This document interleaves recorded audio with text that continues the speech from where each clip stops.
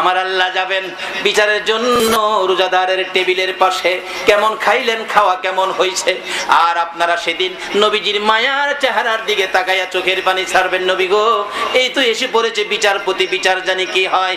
আমার নবী ডেকে ডেকে বলবেন, উম্মতেরা রে চিন্তা করিস না, আমি রাসূল থাকতে একটা উম্মত জাহান্নামে নিতে দিব না।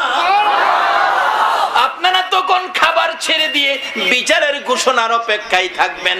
আমার নবী ডাকবেন, প্রভু গো আমার উম্মতের বিচারের বয়ে খানা খায় না, কি বিচার করবেন? এমন বিচার কইরেন না আমি নবী যেন কষ্ট না পাই, বিচারটা সুন্দর করবেন, আমি নবী যেন খুশি হয়।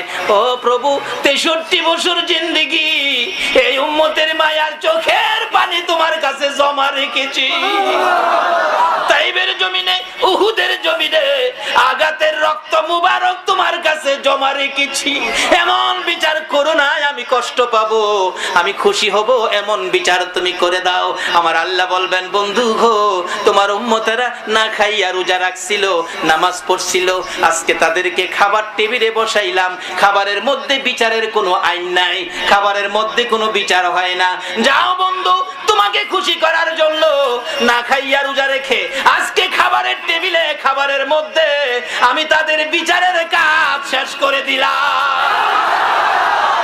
ওই তো জান্নাতের একটা দরজা খোলা দেখা যায়, বন্ধু গো যে দরজা দিয়া তোমার ইচ্ছে হয় ওই দরজা দিয়ে তোমার উম্মত গুলো লইয়া আমার জান্নাতের ভিতরে ঢুকো।